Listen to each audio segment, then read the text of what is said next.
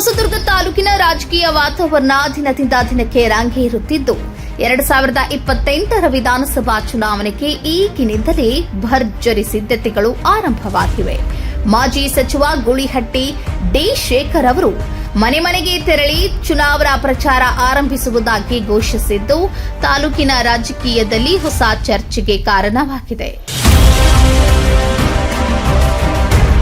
ಮತ್ತೂಡು ಹೋಬಳಿಯ ಇಂಡೆ ದೇವರಹಟ್ಟಿ ಸಮೀಪದ ಸಾನಿಹಳ್ಳಿ ಪಂಡಿತಾರಾಧ್ಯ ಬ್ರಿಡ್ಜ್ ಬಳಿ ನಡೆದಂತಹ ಭಾರೀ ಕಾರ್ಯಕರ್ತರ ಸಭೆಯಲ್ಲಿ ಮಾತನಾಡಿದ ಗೂಳಿಹಟ್ಟಿ ಡಿ ಶೇಖರ್, ಮುಂದಿನ ಸೋಮವಾರದಿಂದಲೇ ತಾಲೂಕಿನ ಪ್ರತಿಯೊಂದು ಗ್ರಾಮಕ್ಕೂ ತೆರಳಿ ಜನರನ್ನ ನೇರವಾಗಿ ಭೇಟಿ ಮಾಡುವುದಾಗಿ ತಿಳಿಸಿದರು.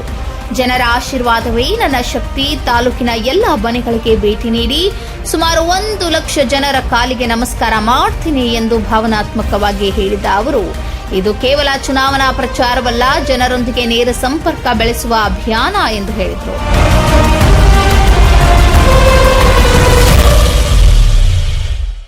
ಇನ್ನು 2028ರ ಚುನಾವಣೆಯಲ್ಲಿ ಪಕ್ಷೇತರ ಅಭ್ಯರ್ಥಿಯಾಗಿ ಸ್ಪರ್ಧಿಸುವುದಾಗಿ ಘೋಷಿಸಿದ ಅವರು, ಯಾವುದೇ ಪಕ್ಷಕ್ಕಿಂತ ಜನರ ಬೆಂಬಲವೇ ನನಗೆ ಮುಖ್ಯ ಎಂದು ಹೇಳಿದರು. ಸಭೆಯಲ್ಲಿ ಮಾತನಾಡಿದ ಅವರು, ಗೆಲುವು ಸಾಧಿಸಿದರೆ ಹಲವಾರು ಮಹತ್ವಾಕಾಂಕ್ಷಿ ಅಭಿವೃದ್ಧಿ ಯೋಜನೆಗಳನ್ನು ಜಾರಿಗೆ ತರುವ ಭರವಸೆ ನೀಡಿದರು. ಅರೇಹಳ್ಳಿ ಹಾಗೂ ಕಾಚಾವರ ನಡುವೆ ಹೊಸ ಸೇತುವೆ ನಿರ್ಮಾಣ, ವಿವಿ ಸಾಗರದ ನೀರನ್ನ ತಂತ್ರಜ್ಞಾನ ಬಳಸಿ ಜಮ್ಮಾಪುರದವರೆಗೆ ಹರಿಸುವ ಯೋಜನೆ, ರೈತರಿಗೆ ನೀರಾವರಿ ಸೌಲಭ್ಯ, ಗ್ರಾಮೀಣ ರಸ್ತೆಗಳ ಅಭಿವೃದ್ಧಿ ಹಾಗೂ ಕುಡಿಯುವ ನೀರಿನ ವ್ಯವಸ್ಥೆ ಬಲಪಡಿಸುವುದಾಗಿ ಹೇಳಿದರು. ಇದಲ್ಲದೆ ರಾಜ್ಯ ನವರೈತ ಸೇನೆ ಮೂಲಕ ರೈತರ ಪರ ಹೋರಾಟ ಮುಂದುವರಿಸುವುದಾಗಿ ತಿಳಿಸಿದ ಗೂಳಿಹಟ್ಟಿ ಡಿ ಶೇಖರ್, ರೈತರ ಬೆಲೆ, ನೀರಾವರಿ ಮತ್ತು ಸಾಲ ಸಮಸ್ಯೆಗಳ ಕುರಿತು ರಾಜ್ಯ ಮಟ್ಟದಲ್ಲಿ ಹೋರಾಟ ನಡೆಸುವುದಾಗಿ ಹೇಳಿದರು.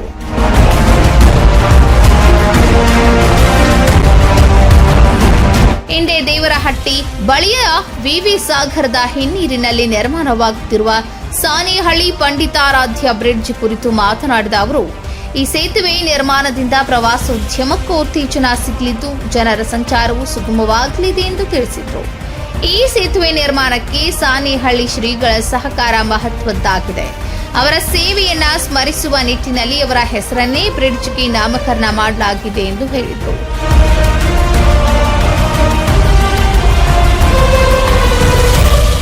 ಕಾರ್ಯಕ್ರಮದಲ್ಲಿ ಸಾವಿರಾರು ಕಾರ್ಯಕರ್ತರು ಭಾಗವಹಿಸಿದ್ದು, ಗೂಳಿಹಟ್ಟಿ ಡಿ ಶೇಖರ್ ಪರ ಘೋಷಣೆಗಳನ್ನು ಕೂಗಿ ಭರ್ಜರಿ ಬೆಂಬಲ ವ್ಯಕ್ತಪಡಿಸಿದರು.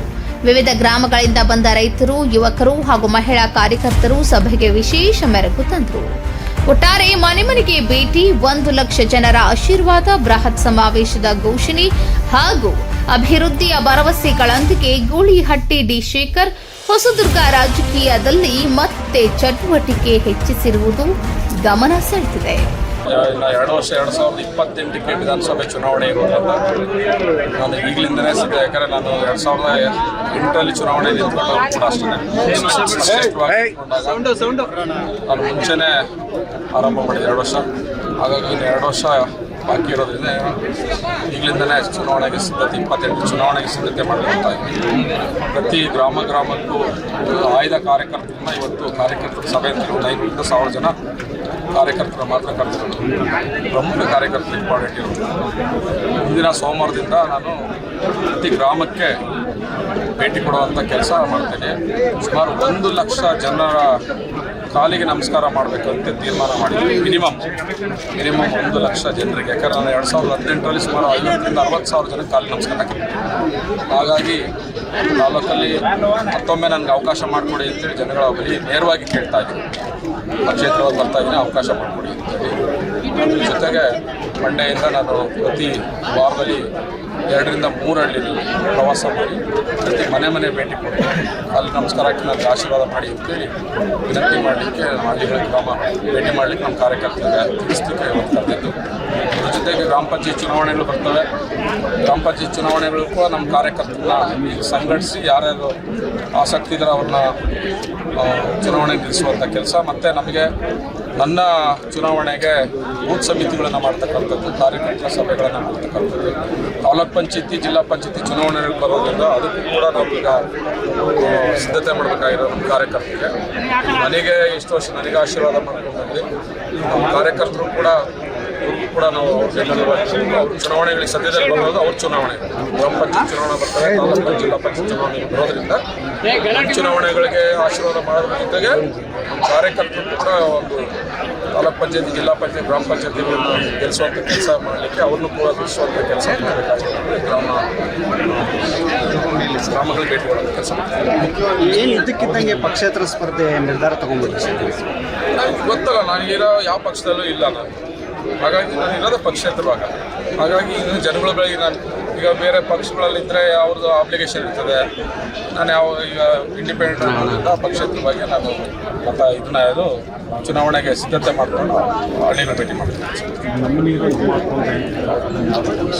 ಅದು ಒಂದು ಈಗಾಗಲೇ 3 ವರ್ಷ ನಾನು ತಾಲೂಕಿನ ಅಭಿವೃದ್ಧಿ ದೃಷ್ಟಿಯಿಂದ ಕೆಲಸ ಮಾಡ್ಕೊಂಡು ಹೋಗಲಿ ಅಂತೇಳಿ ಅವಾಗ ಅವಕಾಶ ನಾವು ಯಾವುದ್ರಲ್ಲೂ ಕೈ ಆಡ್ಸೋಕೆ ಕೆಲಸ ಮಾಡಿಲ್ಲ. ತಾಲೂಕಿನ ಅಭಿವೃದ್ಧಿ ಕೆಲಸಗಳಲ್ಲಿ ನಾವು ಈಗ ನಮಗೆ ಪ್ರಮುಖವಾಗಿ ನಮ್ಮ ನೀರು 5 ಎಕರೆ ಡ್ಯಾಮ್ ನೋಡಿದ್ವಿ. ಡ್ಯಾಮಲ್ಲಿ ಮಾಡಿರೋ ಉದ್ದೇಶ ನಮ್ಮ ನೀರು ನಮಗೆ ಭಾಗ ಬೇಕು ಅಂತ, ನೀರಲ್ಲಿ ನಮಗೆ ಭಾಗ ಬೇಕು. ಬೇಕಾದ್ರೆ 28,000 ಎಕರೆಯಲ್ಲಿ ನಮಗೆ ಈ ಜಮೀನು ಮುಳುಗಡೆ ಆಗಿರುತ್ತೆ.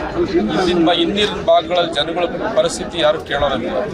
ಈಗ ನೋಡಿ, ಈಗ ನೆಕ್ಸ್ಟ್ ಮಳೆ ಬರ್ತದೆ, ಮಳೆ ಬಂದಾಗ ಅವ್ರ ಪರಿಸ್ಥಿತಿ ಮಳೆ ಬಂದಾಗ ಈಗ ಮುಳುಗಡೆ ಆದಾಗ ಗೊತ್ತಾಗುತ್ತೆ. ಇನ್ನೊಂದು 2-3 ತಿಂಗಳಾದಾಗ ಗೊತ್ತಾಗುತ್ತೆ. 1 ವರ್ಷಕ್ಕೊಂದ್ಸರಿ ಅನಾಹುತ ಆದಾಯ ಆಗ್ತದೆ. ಹಾಗಾಗಿ ಅವ್ರಿಗೂ ರೈತರಿಗೆ ಶಾಶ್ವತ ಪರಿಹಾರ ಕಲ್ಪಿಸಬೇಕಾಗುತ್ತೆ. ಆಮೇಲೆ ಈ ನೀರನ್ನು ಕೂಡ ನೀರಿಂದ ಇಷ್ಟೆಲ್ಲ ನೀರಿದ್ರು ಕೂಡ ಇದರಲ್ಲಿ ನಾವೇನಾದ್ರು ರೈತರು ತೊಗೊಂಡ್ರೆ ಕಳ್ತನ ಮಾಡ್ಕೊಂಡು ಕಳ್ತನ ಕೇಸ್ ಹಾಕ್ಬೋದು. ಅಧಿಕೃತವಾಗಿ ಏನಿಲ್ಲ, ಸುಮ್ಮನೆ ಅನಧಿಕೃತವಾಗಿ ತೊಗೊಂಡಂಗಿಲ್ಲ ಅಷ್ಟೇ. ಆಗ ಅಧಿಕೃತವಾಗಿ ನಮಗೆ ಈ ನೀರು ನಮಗೆ ಬಳಕೆ ಮಾಡಲಿಕ್ಕೆ ಅವಕಾಶ ಮಾಡ್ತೀವಿ. ಈ ನೀರನ್ನು ನಮಗೆ ಬೇಕಾದ್ರೆ ಈಗಲೇ ಬೇಕಾಗಿದೆ. ಈಗ ಒಂದು 3 ತಿಂಗಳು ನಮಗೆ ಬೋರ್ಗಳು ಫೇಲ್ ಆಗ್ತವೆ ರೈತರಿಗೆ.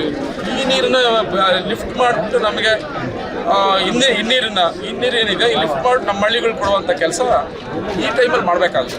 ಅದಕ್ಕೆ ನಾನು ಬಂದರೆ ಅದನ್ನು ನೆಕ್ಸ್ಟ್ ನನಗೆ ಅವಕಾಶ ಮಾಡಿಕೊಟ್ರೆ ಅದನ್ನು ಮಾಡ್ಕೊಡ್ತೀನಿ ಅಂತ ಹೇಳಿದ್ದೀನಿ. ಈ ನೀರನ್ನ ಪ್ರತಿ ಮೂಲೆಗಳು ಬ್ಯಾಕ್ವರ್ಡ್ ನಮಗೆ ನಮ್ಮ ಇನ್ನೀರಿನ ಪ್ರದೇಶ ರೈತರಿಗೆ 3 ತಿಂಗಳು. ಈಗ ಭದ್ರದಲ್ಲೂ ನೀರಿಲ್ಲ, ಭದ್ರಾ ಡ್ಯಾಮಲ್ಲಿ ನೀರಿದೀಗ ನೀರಿಲ್ಲ. ಯಾಕಂದ್ರೆ ಅಲ್ಪ ಅಲ್ಲೇ ಮಳೆ ಇಲ್ಲ, ಅಲ್ಲಿ ನೀರಿಲ್ಲ. ಅವಾಗ ನಮ್ಮಲ್ಲಿ ನೀರಿದೆಯಲ್ಲ, ಈ ನೀರು ನಮಗೆ ಕೊಡಬೇಕು. ನಮ್ಗೆ 3 ತಿಂಗಳು ಬೇಕಾದ್ರೆ ಆಮೇಲೆ ಏನು ಬೇಕಾಗಿಲ್ಲ. ಮಳೆ ಬಂದಾಗ ನೀರು ಕೊಟ್ಟರೆ ಏನು ಪ್ರಯತ್ನ. ಹಾಗೆ ಈಗ ಬೇಕಾಗುತ್ತೆ. ಇಂಥ ಟೈಮಲ್ಲಿ ನಮ್ಗೆ ಅವಕಾಶ ಬೇಕಾಗುತ್ತೆ. ಅದಕ್ಕೆ ಶಾಶ್ವತ ಪರಿಹಾರ ಕಲ್ಪಿಸುವಂಥ ಕೆಲಸ ಮಾಡಬೇಕಾಗುತ್ತೆ.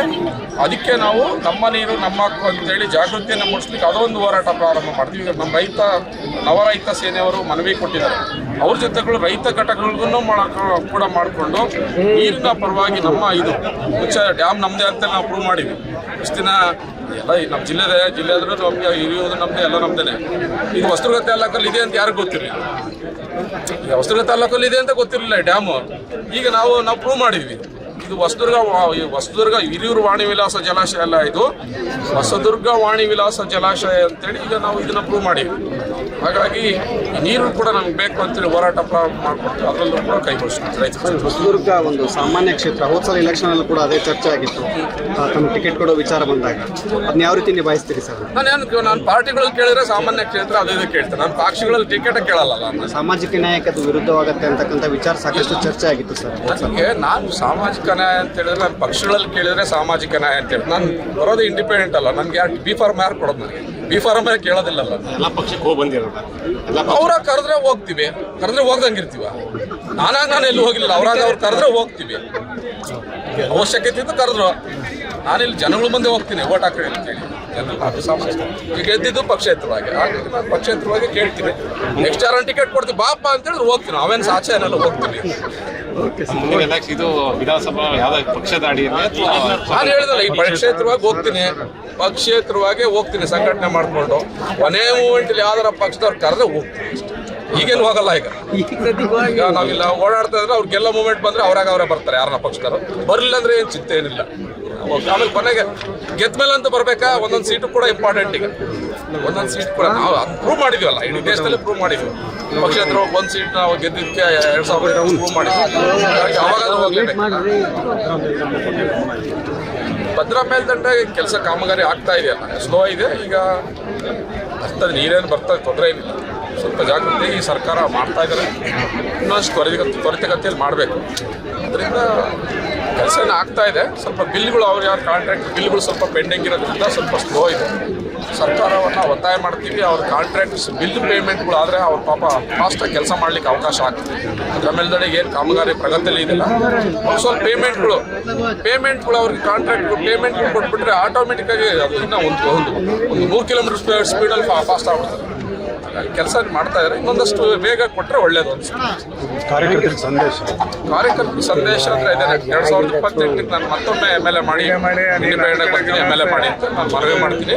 ಗ್ರಾಮ ಪಂಚಾಯತ್ ನಾನು ಇಲ್ಲಿ ಬಂದಾಗ, ಗ್ರಾಮಗಳಿಗೆ ಬಂದಾಗ ನನಗೆ ಪ್ರತಿ ಮನೆಗೆ ಹೋಗ್ಲಿಕ್ಕೆ, ಜನಗಳಿಗೆ ಕಾಲಿಗೆ ನಮಸ್ಕಾರ ಹಾಕಲಿಕ್ಕೆ, ಆಶೀರ್ವಾದ ಬೇಡ್ಕೊಳ್ಳಿಕ್ಕೆ ನನಗೆ ಅವಕಾಶ ಮಾಡಿಕೊಡಿ. ಆಮೇಲೆ ಗ್ರಾಮ ಪಂಚಾಯತ್ ಜಿಲ್ಲಾ ಪಂಚಾಯತ್ ತಾಲೂಕು ಪಂಚಾಯತ್ ಚುನಾವಣೆಗಳು ಮಾಡೋದ್ರಿಂದ ಅದಕ್ಕೂ ಕೂಡ ನಮ್ಮ ಕಾರ್ಯಕರ್ತನ ಗುರುತಿಸುವಂಥ ಕೆಲಸ ಮಾಡಬೇಕು. ಈಗಲಿಂದಲೇ ಮಾಡಬೇಕಾಗುತ್ತೆ. ಬೂತ್ ಸಮಿತಿಗಳನ್ನ ಮಾಡಬೇಕಾಗುತ್ತೆ. ಅದಕ್ಕೂ ಕೂಡ ಅವಕಾಶ ಮಾಡಿಕೊಡಿ. ಅವರಿಗೆ ಕಾರ್ಯಕರ್ತರು ಒಂದು ಬೆನ್ನೆಲುಬಾಗಿ ನಾನಂತೂ ನಿರಂತರವಾಗಿ ಕಾರ್ಯಕರ್ತರ ಸಂಪರ್ಕದಲ್ಲಿದ್ದೀನಿ. ಅವ್ರಿಗೆ ಕಷ್ಟ ಸುಖಗಳಲ್ಲಿ, ಪೊಲೀಸ್ ಸ್ಟೇಷನ್, ಲೋಕಲ್ ಸ್ಥಳೀಯ ಕೆಲಸಗಳಲ್ಲಿ ಅದರಲ್ಲಿ ತೊಂದರೆ ಆಗ್ತಿದೆ. ನಾನು ಕೂಡ ಅವ್ರು ಬೆನ್ನೆಲುಬಾಗಿದ್ದೀನಿ. ಬಟ್ ಸರ್ಕಾರಿ ಕೆಲಸಗಳಲ್ಲಿ ನಾನೇನು ಹಸ್ತಕ್ಷೇಪ ಮಾಡ್ತಾ ಇಲ್ಲ. ಕೆಲಸ ಮಾಡ್ಕೊಂಡು ಹೋಗ್ಲಿಕ್ಕೆ ಆಗ ಕೆಲಸಗಳಿಗೆ ಮಾಡ್ಕೊಂಡು